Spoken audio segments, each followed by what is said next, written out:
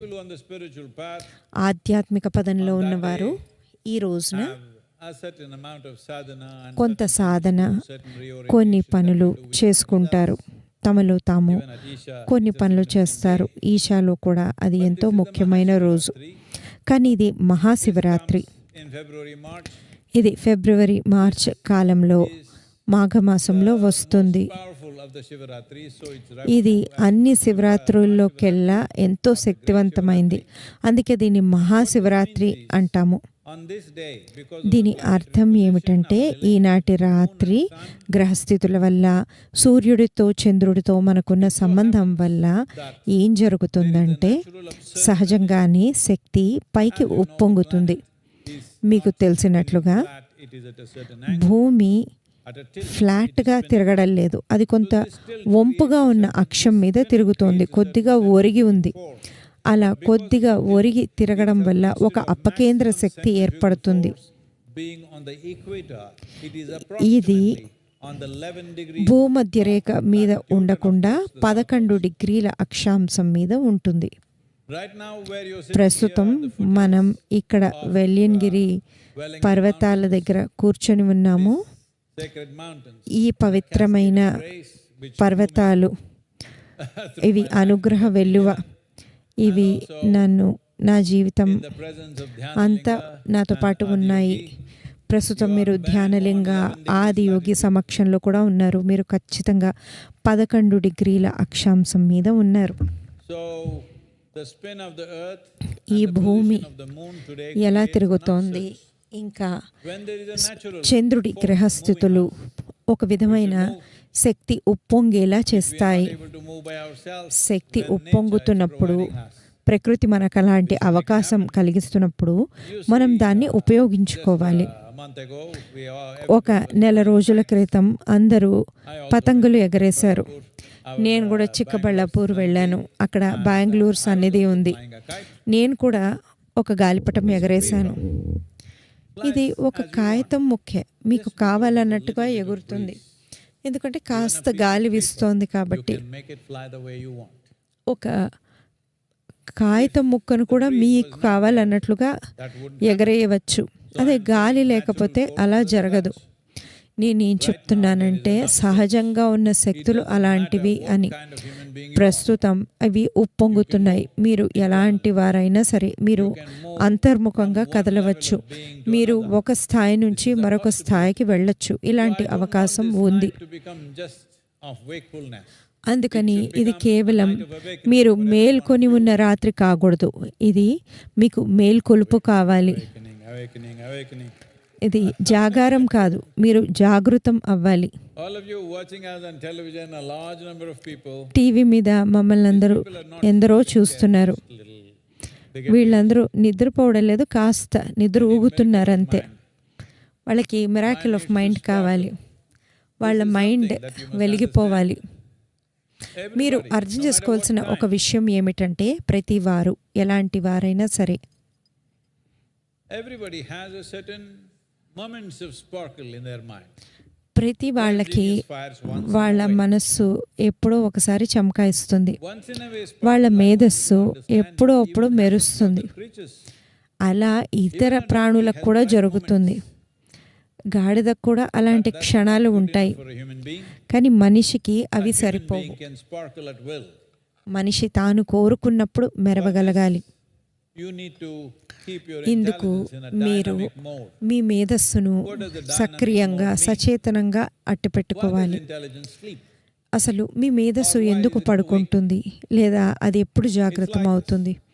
ఇది ఎలాంటిదంటే ప్రస్తుతం మీరు లేచి ఇక్కడ నడవాలంటే మీరు ఎంతో సునాయాసంగా నడుస్తారు. కానీ మనం దీన్ని గాఢ అంధకారంగా మార్చేసి You don't know where you're అప్పుడు నడవమంటే మీరు ఎంతో అలర్ట్గా ఉంటారు. ఎందుకంటే మీరు తర్వాత అడుగు ఎక్కడ వేస్తారో తెలియదు.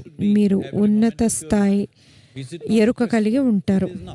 మీరు ప్రతి క్షణం ఆ విధంగానే ఉండాలి.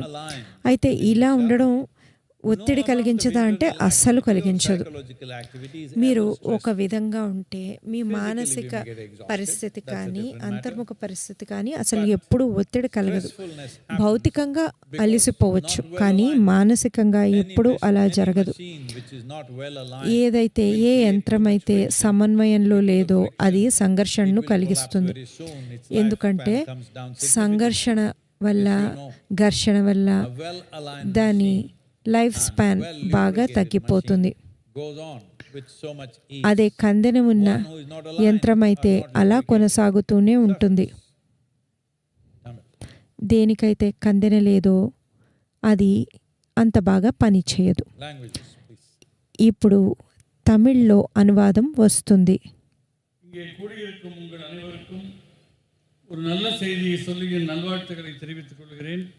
நாம் இப்பொழுது உருவாக்கிய மிராக்கிள் ஆஃப் மைண்ட் மனதின் அதிசயம் என்கிற செயலி 15 மணி நேரங்களுக்குள்ளாக 10 லட்சம் பேர்களால் தரவிறக்கம் செய்யப்பட்டிருக்கிறது.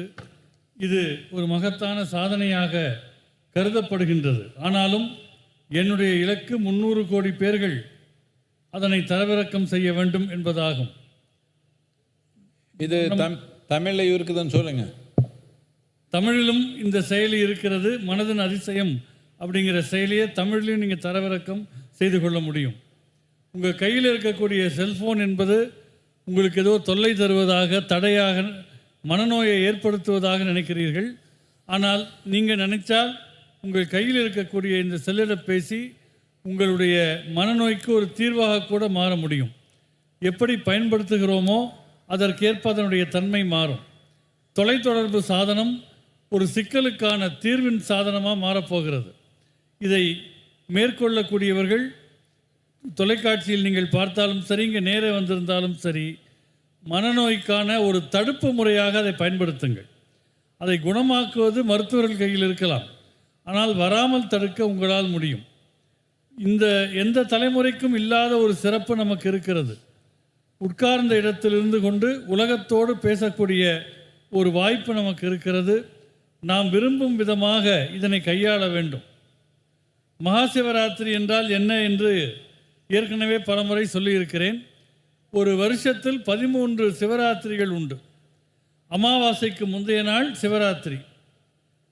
எல்லா சிவராத்திரிகளிலுமே ஆன்மீக பாதையில் இருப்பவர்களுக்கென்று சில சாதனைகள், ஆன்மீக பயிற்சிகள் இருக்கும். ஈஷாவிலும் அது ரொம்ப முக்கியமானது தான். இந்த மாசி மாதத்தில் வரக்கூடிய சிவராத்திரி மிகவும் சக்திமிக்க சிவராத்திரியாக இருப்பதால் இது மகா சிவராத்திரி என்று அழைக்கப்படுகிறது. கோள்களுடைய நிலை, நிலவு, சூரியன் ஆகியவற்றினுடைய கோணங்கள் போன்றவையெல்லாம் ஒரு சாய்கோண சுழற்சியில் இருப்பதனால் ஒரு உந்து விசை ஏற்படுது. அதுவும் இங்கே வெள்ளியங்கிரி மலை அடிவாரத்தில் ஒரு கருணை களஞ்சியமாக இருக்கக்கூடிய வெள்ளியங்கிரி மலை இதுதான் என்னை ஈர்த்து கொண்டு வந்தது. இது இந்த பகுதியில் தியானலிங்கம் மற்றும் ஆதியோகி முன்னிலையில் மிகச்சரியாக 11 கோண சாய்மானத்தில் நீங்கள் இருக்கிறீர்கள். எனவே இயல்பாகவே உங்கள் சக்தி நிலை மேல் நோக்கி செல்ல இயற்கை உதவுகிறது. இயற்கை நமக்கு உதவுகிற போது அதை பயன்படுத்தி கொள்ள வேண்டும். ஒரு மாதத்துக்கு முன்னால் பார்த்திருப்பீர்கள், பல பேர் பட்டங்களை பறக்க விட்டு கொண்டிருந்தார்கள்.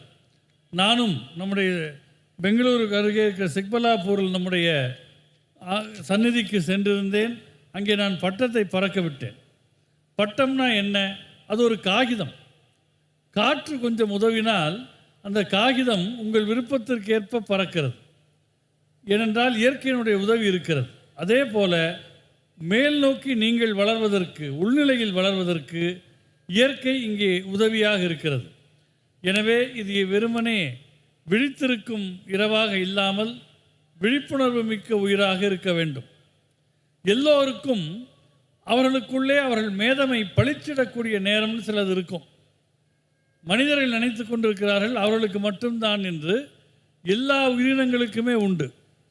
கழுதைக்கு கூட சில வெளிச்சமான நேரங்கள் அந்த மனசுக்குள்ள, மூளைக்குள்ள வரும்.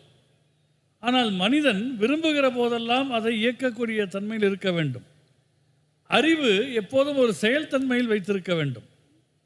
நீங்கள் ரொம்ப இருட்டில் இருக்கிறீர்கள் என்றால் நடந்து போகிற போது உங்களுக்கு அதிக விழிப்புணர்வோடு இருப்பீர்கள். விழுந்துவிடக்கூடாது என்கிற எச்சரிக்கையோடு இருப்பீர்கள்.